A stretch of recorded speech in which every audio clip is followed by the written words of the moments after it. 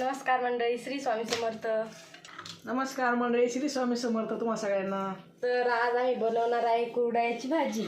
तर प्रियंका ताईंनी छान कमेंट केली होती बघा काल की कुरडयाची भाजीची रेसिपी दाखवा म्हणून, ती पण मावशीच्या हातची. तर मग आई मला मदत करू लागली. पूजा थांबवली. आज पूजा नाही झाली, आज थोडं लेट झालं बघा. शी उठलेली होती आज लवकर, त्यामुळे थोडं लेट झालं. मला आधी भाजीची रेसिपी करून दाखवू. तर चला तुम्हाला दाखवतो तो व्हिडिओ शेवटपर्यंत बघा. आणि पहिले लाईक करा आपल्या व्हिडिओला आणि स्किप करू नका. तर बघा आई इकडे मला कांदा कापून देत आहे, म्हणजे त्याच आज बनवणार आहे आणि मी तुम्हाला दाखवणार आहे. तर इकडे बघा त्यांनी मस्त असं तिखट काढून दिलेलं आहे. इकडे लसण काढला. तिखट मिरची म्हणून थोड्याच घातल्या. ही मिरची ना खूप तिखट आहे तुमच्या याच्यानुसार. आणि मी इकडे मिरची घेतली बघा लाल, शेंगदाणे आणि थोडेसे जिरे. तर मग आता पहिले आपण यांना दळून घेणार आहे. तुम्ही खलबत्यात ठेसून घेतलं तरी पण चालतं, पण आता हे कशा ओलसर आहे थोड्या, तर मग खलबत्यात ठेचता येत नाही. त्यामुळे मग मी मिक्सरमध्ये फिरून घेते आणि याच्यातले थोडेसे जिरे ना भाजीत टाकते आणि थोडे फोडणीला ठेवते. तर बघा पहिले मी मिरची दळून घेतलेली आहे आणि शेंगदाणे येतात आपल्याला थोडेसे अर्धे सरव द्यायचे. तर तसे दळून घे, जास्त बारीक नाही करायचे आणि जास्त जाड पण नाही ठेवायचे. तर बघा असे दळून घेतले. आणि इकडे आईने बघा कढई पण ठेवलेली आहे आणि त्याच्यामध्ये तेल टाकलं. आता थोडेसे जिरे. आणि चहा घेण्यापूर्वी आम्ही बघा तर कुरडयाचा भुगा आहे ना भिजायला टाकला होता. तर आता त्याच्यातलं सगळं पाणी आपण काढून घेऊ. छान भिजला आहे, जास्त काही टाईम लागत नाही याला भिजायला. तर चहा वगैरे उसरतं, भिजून पण गेला. पूर्ण पिळून घ्यायचा तो आहे नाही, असं असं पिळून घ्यायचं. त्याच्यात पाणी नाही राहू द्यायचं, मग ते आंबट लागतं थोडंसं. इकडे बघा आता जिरे पण छान तडतडलं. कांदा टाकू आपण आता.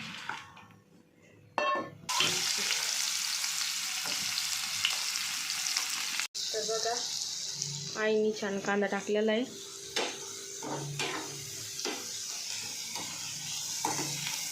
कांदा छान असा परतू द्यायचा, थोडासा लालसर रंग द्यायचा. बेसनला कांदा करतो का तसा लाल करायचा थोडा.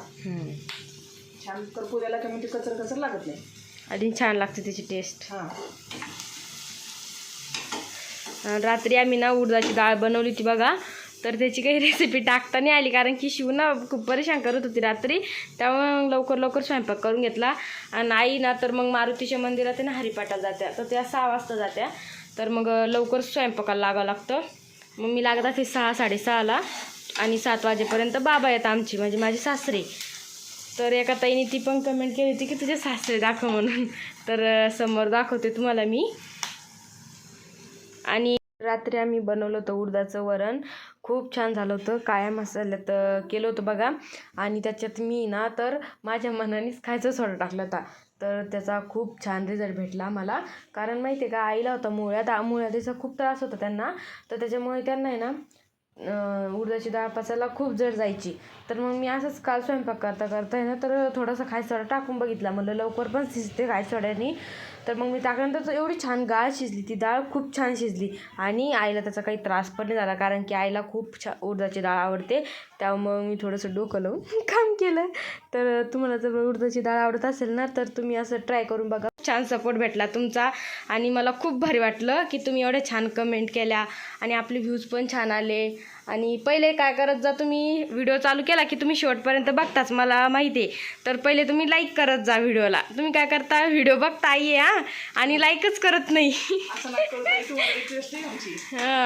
तर मग लाईक करत जा आणि छान कमेंट केलं तर बघा. आईला पण वाचून दाखवल्या मी, आईला पण खूप भारी वाटलं. आणि रात्री मी आईला सांगितलं होतं की प्रियंका ताईने एक कमेंट केली की तुमच्या हातची त्यांना कुरडयाची भाजीची रेसिपी लागते, तर तुम्ही सकाळी मला ती बनवू लागा. पूजा थांबवली. तर थोड्या करते. आणि कसं आहे, मग आता सकाळी डब्याची पण घाई असते. तर त्यामुळे आई म्हणे पहिले आपण रेसिपी त्यांना दाखवून देऊ, म्हणजे त्या पण करून बघतील म्हणे आणि खाऊन बघतील. तर ताई तुम्ही करून बघा आणि खाऊन बघा आणि आम्हाला कमेंट करून नक्की सांगसाल. तर बघा कांदा पण छान आपला लाल झालेला आहे. जास्त पण लाल होतेच आणि मग तो जळाल्यावर चांगला नाही लागत. हळद पण टाकायची, थोडीशी हळद. जास्त होईल ना ते. मग ते छान पिवळं म्हणजे खायला हळद पण चांगली आहे. हां आता मला माहिती आहे कलर पण छान आहे. हाडं पक्के होते म्हणे हळद खाल्ल्याने. हळद खाल्ले हाडं पक्के राहते. म्हणजे काही लागलं कसं आपण हळद शिजून घालतो कसं त्या हाडावर. हां पोटात जर टाकली तर मग आपलं शरीर आणखी तंदुरुस्त पक्क राहील ना. हां तर तुम्ही पण हळद जास्त खात जा म्हणजे तुमच्या प्रमाणात खात जा. तर बघा आता एक कांदा छान परतलेला आहे. आता थोडं तिखट तळून घेते.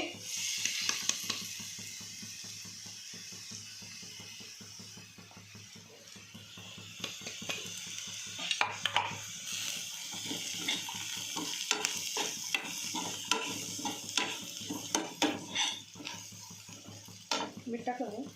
नाही तिखटमध्ये मीठ नाही टाकलं मिक्सरमध्ये करायला.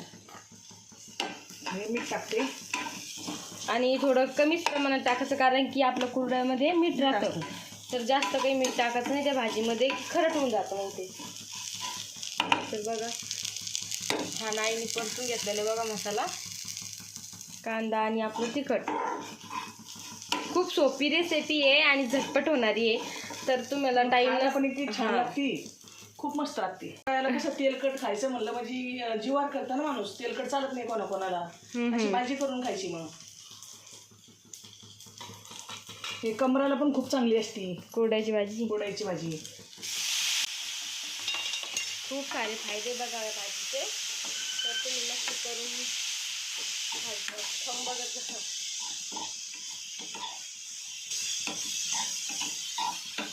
हे भाजी जास्त टाईमच लागत नाही ना आई.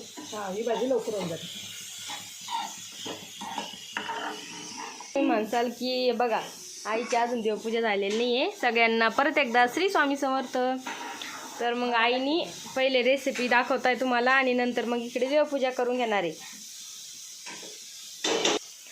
तर बघा हे माझे बाबा म्हणजे माझे सासरे. तर आता ते आले होते बघा डब्बा घ्यायला. तर ते बघता इकडं रेसिपी अजून चालूच आहे. तर आज थोडं लेट झाल्यामुळं त्यांना पण थोडं लेट झालं. ही झाली कुरड्याची भाजी. आणि ही खूप छान अशी भिजून गेली होती त्यामुळे याला जास्त काही शिजू द्यायची गरज नाही आपल्याला. थोडी असली की मग वाफेवर होऊन जाते ती अजून. तर आम्ही आधी जास्त थोडी भिजायला टाकली ती लवकर. दाबायची लागते. हां कारण बाबाला पण उशीर होतो मग जायला. तर काल आम्ही मस्त असं गणपतीच्या मंदिरात गेलो होतो बघा. काल चतुर्थी होती. तर तो काही व्हिडिओ टाकता नाही आला आणि काढणं पण नाही झाला माझ्याकडून. तर पहिले सॉरी तुम्हाला सगळ्यांना. काल तर खूप यात्रा भरलेली होती तिथं आणि आम्ही पण भरपूर शॉपिंग केली. तर ती तुम्हाला मी नेक्स्ट व्हिडिओमध्ये दाखवेल. तर कशी वाटली तुम्हाला ही रेसिपी कमेंट करून नक्की सांगा. तर बघा आपली भाजी पण झालेली आहे आणि बाबाला डब्बा पण दिलेला आहे. आणि शिव मॅडम पण उठलेले आहे. तुम्हाला दाखवते समोरच्या कॅमेऱ्यानं. तर बघा शिव मॅडम पण उठलेले आमच्या. त्याने तुमची दोघीचं काय चालली बघा किती रागम बघते. मला कसं काय बोलली नाही म्हणे म्हणून ती घेऊन आली आता इकडं. आणि इकडं बघा आईची देवपूजा चालू आहे. पूजा चालली आहे. तर तुम्हाला दाखवते समोरच्या कॅमेऱ्याने. मग श्री स्वामी समर्थ. श्री स्वामी समर्थ. श्री स्वामी समर्थ. तर ती आताच झोपेतून उठलेली बघा. तर चला तुम्हाला आईची देवपूजा दाखवते. तर बघा आईची देवपूजा चालू आहे इकडे. आणि आम्ही काही तुम्हाला खोटं बोललेलं नव्हतो. आई म्हणे माझ्या देवाला पण राग येईल तर तुझी रेसिपी झालेली आता आणि मी देवपूजा करून घेते. तर म्हणलं चालेल.